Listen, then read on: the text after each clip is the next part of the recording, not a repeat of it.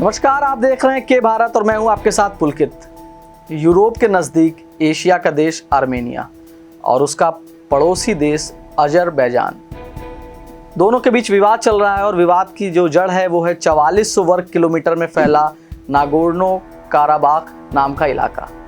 Nagorno Karabakh इलाका अंतर्राष्ट्रीय रूप से अजरबैजान का हिस्सा है, लेकिन उस पर आर्मेनिया के जातीय गुटों का कब्जा है।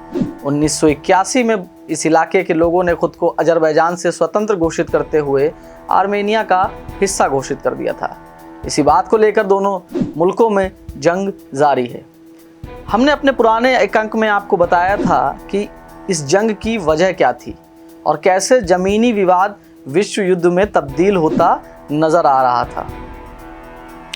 लेकिन ये विश्व युद्ध जो हो सकता था शायद अब टल गया है, क्योंकि रशिया की कोशिशों से दोनों देश युद्ध विराम पर राजी हो गए हैं।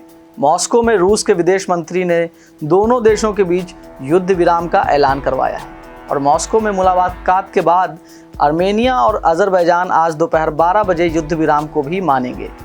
दोनों देश एक दूसरे के सैनिकों के शव और युद्ध बंदियों को वापस करेंगे। इसके बाद आर्मेनिया और अजरबैजान के बीच फिर से वार्ता का एक दौर शुरू होगा।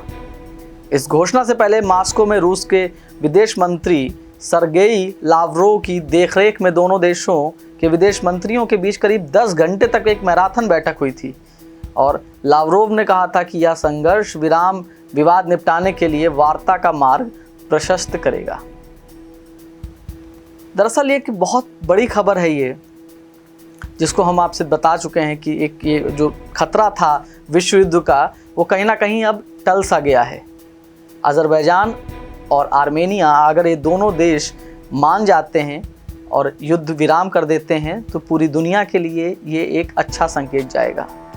अन्य बड़ी खबरों के लिए बने रहें हमारे साथ और देखते रहें के भारत न्यूज़।